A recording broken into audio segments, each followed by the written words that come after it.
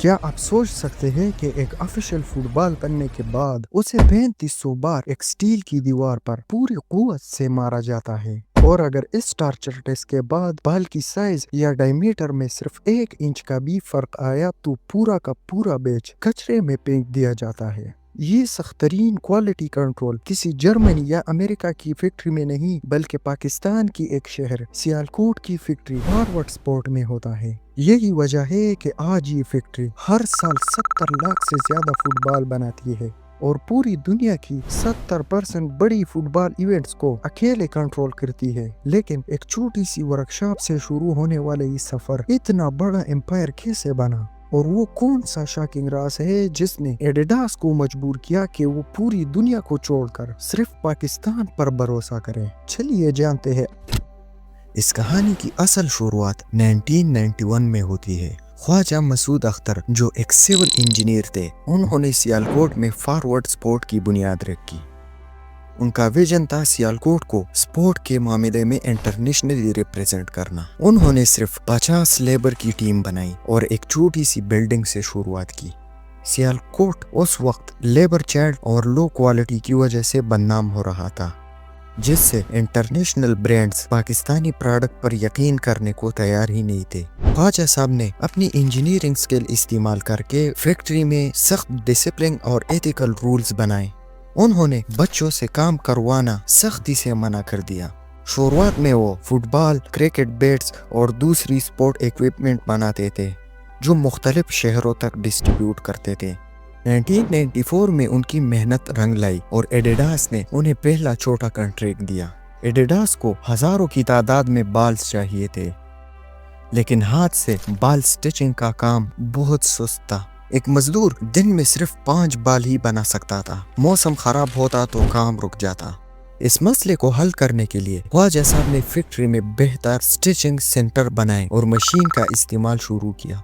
Forward sport अब Adidas का एक मजबूत पार्टनर बन चुका था और दुनिया भर के टूर्नामेंट्स के लिए बाल सप्लाई कर रहा था।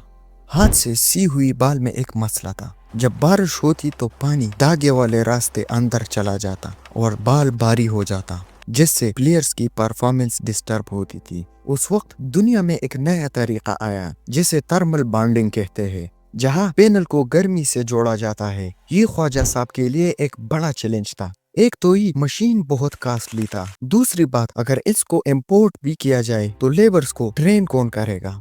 इनका नजर सिर्फ पाकिस्तान पर नहीं बल्कि पूरी दुनिया पर था। अगर उस वक्त ख्वाजा साहब ने ये रिस्क न लिया होता तो पाकिस्तान की फुटबॉल कभी इंटरनेशनली रिप्रेजेंट न होती।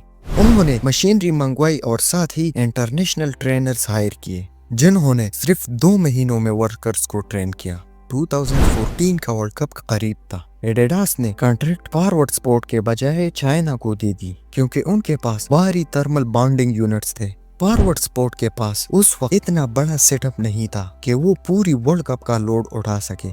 ख्वाजा साहब ने सिर्फ थर्मल बॉन्डिंग का एक छोटा सा यूनिट एक्सपोर्ट किया था। वर्ल्ड कप से पहले चाइना की कंपनी ब्राज़ूका बाल का मुश्किल डिजाइन मास प्रोड्यूस करने में नाकाम हो गई। यहाँ फॉरवर्ड स्पोर्ट को इंटरनेशनली रिप्रेजेंट होने का एक मौका मिला, लेकिन मसला ये था कि वर्ल्ड कप बहुत करीब था। ऊपर से नया डिजाइन भी और थर्मल बॉन्डिंग का पूरा सेटअप इंपोर्ट करना ख्वाजा के लिए बहुत बड़ा चैलेंज था। सिर्फ 33 दिन में हजारों माइल दूर से मशीन मंगवाना, उन्हें इंस्टॉल करना और हजारों लेबर्स को नए तरीके से ट्रेन करना नामुमकिन लग रहा था। इंजीनियर्स और मजदूर दिन रात फैक्ट्री में ही सोए। मशीन इंस्टॉल हुए और टेस्टिंग शुरू हुआ। ठीक 33 दिन बाद पहला बैच तैयार हुआ। फॉरवर्ड स्पोर्ट के बाल ने फीफा का हर टेस्ट पास कर लिया। आपके इंफॉर्मेशन के लिए बता दूं कि एक फुटबॉल बनने के बाद उसको 3500 बार एक स्टील की दीवार से मारा जाता है। अगर उसके बाद इसकी शेप में 1 मिलीमीटर का भी फर्क आया तो सारे बैच को कचरे में फेंक दिया जाता है। 2014 में जब ब्राजील वर्ल्ड कप में जब पहली किक लगी तो वो सियालकोट की जुनून की किक थी। वर्ल्ड कप के बाद अब दुनिया की नजर फॉरवर्ड स्पोर्ट पर थी। इसके बाद 2018 के वर्ल्ड कप के लिए स्टार बॉल भी बनाया।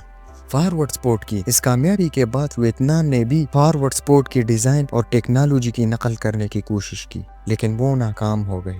इसके बाद ख्वाजा साहब ने लगातार इनोवेशंस किया। उन्होंने कनेक्टेड बाल टेक्नोलॉजी पर काम किया। बाल के अंदर एक छोटी सी माइक्रोचिप और सेंसर्स लगाया गया ताकि बाल का डायरेक्शन और सही गोल को मुय्यर किया जा सके। सिर्फ एक छोटी सी माइक्रोचिप लगाना भी कोई आसान काम नहीं था। इससे बाल की डायरेक्शन और वेट पर असर पड़ सकता था, इसलिए इसका हजारों बार एरोडायनामिक टेस्ट किया गया। फॉरवर्ड स्पोर्ट ने 2020 कतर वर्ल्ड कप के लिए अल-राहिला बाल बनाया। ये दुनिया का अब तक का सबसे तेज बाल था।